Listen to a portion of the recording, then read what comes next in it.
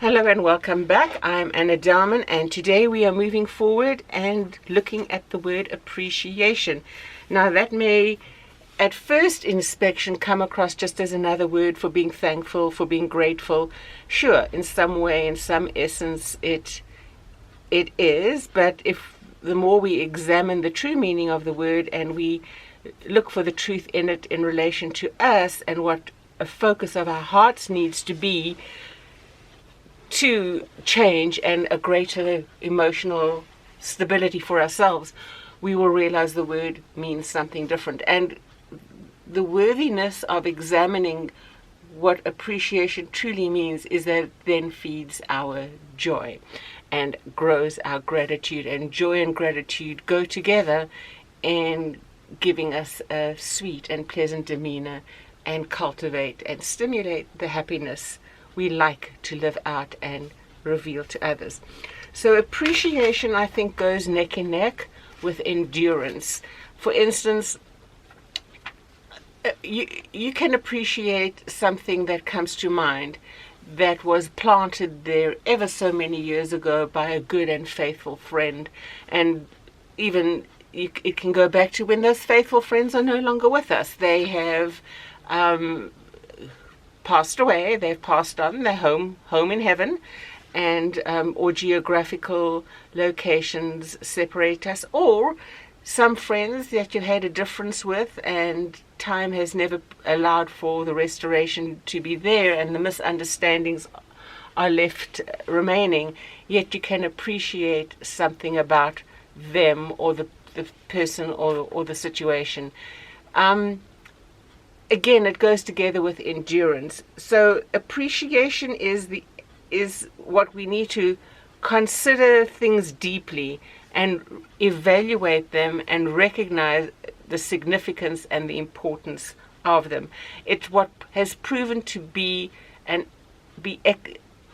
something of excellence to us that has popped up once again in our lives to encourage us and stimulate us to stay on the course, on the path to where we need to go. It's the enduring value of that nugget, of that person, and the memory of them and what they did for us. And the value of that thing, that wisdom that they imparted to us, surpasses all other wisdom.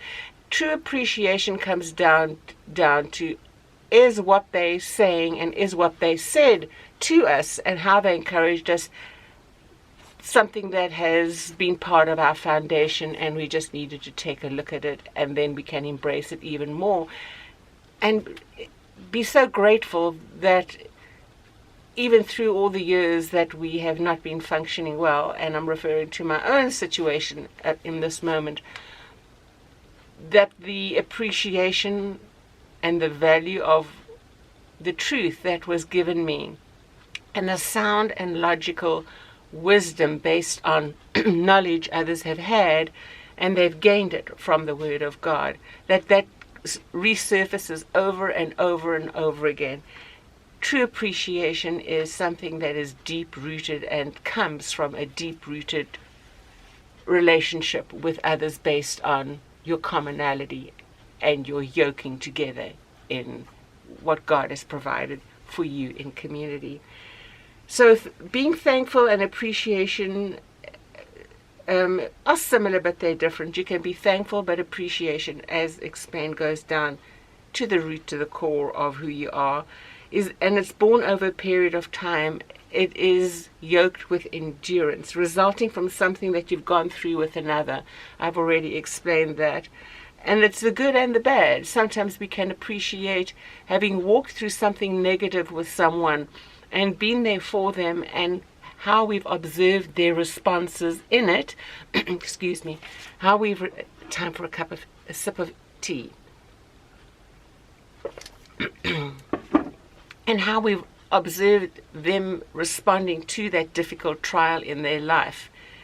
That we appreciate that. It's like what I've been speaking about as well. Calling the ickiness in life good. It's not saying that what they went through was good, not at all. It's the strength within them that was so profound, and we appreciate that about them, that we were able to see it with them and go through that with them. So it's appreciation and endurance go together.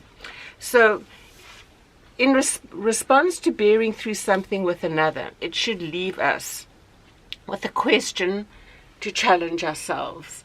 Am I the kind of person that others over a season of time will appreciate because of my forbearance with them, my tolerance of them, my wisdom that I impart to them when they're going through those horrible situations in life?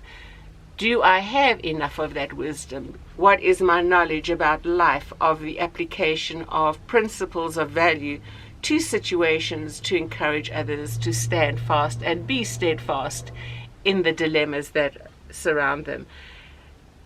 Empathy and sympathy can only have so much significance. They are something to be thankful for in the moment. However, when that is undergirded and supported by principles and wisdom that give life beyond the moment, that is where true appreciation comes from. So if you're not at that point yet where you're strong enough in your life to be able to offer that kind of wisdom, knowledge, understanding, compassion, and care, I would suggest you find some resources to read through on how to be a better listener, how to encourage a friend going through difficulties and troubles. Again, I would encourage you to read the book of Proverbs. We did through July pick one chapter a day to go through, and I picked a verse or two out of that to encourage you. You can do the same for yourself. Just read through it, and sometimes read through the same chapter over and over to gain wisdom, to understand the good and the bad, the put-ons, the put-offs and the put-ons, and that's first in your mindset, and encourage yourself. And through doing that, you too will gain a greater appreciation for the need and the necessity of finding a source of wisdom for yourself on which to cultivate and build your life. Mine, I've told you before, is the Word of God, and my little platform that I spike my notes onto, that I've written every day, is symbolical of what that platform is for me. So I hope you reflect on your life and you look for those things of value that were shared with you over a season in your life, be it even all the way back to your childhood. You can appreciate the kindness and the fortitude of someone from way back then. So until tomorrow, take care and God bless, and I'll be back with you on my day number 83. Bye-bye for now.